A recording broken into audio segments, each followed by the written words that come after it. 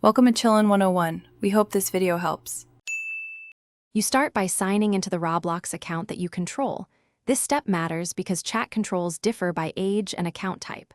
Once logged in, go straight to Settings, then Privacy or Account Info depending on whether you're on web or mobile.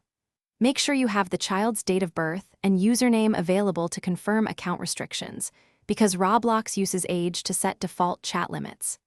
After verification, proceed to the Communication and Chat controls shown in the Privacy panel. Once you're in the privacy controls, find the chat permissions such as who can chat with me and who can message me. Change them to no one or friends based on how strict you want the restriction. This directly blocks in-game chat and friend messages.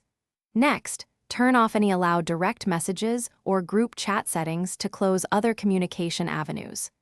Save changes, then immediately test by joining a low-risk game or private server to confirm messages and chat boxes are suppressed for that account. Finish by confirming the same privacy settings on web, mobile, and console, because some platforms cache permissions differently. Once done, log out and back in to force the change. Make sure to clear browser cache or app cache if the chat UI still appears.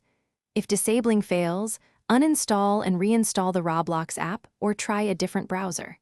If problems persist, collect the account ID and screenshots, then contact Roblox support so they can check server-side settings and resolve lingering permission conflicts.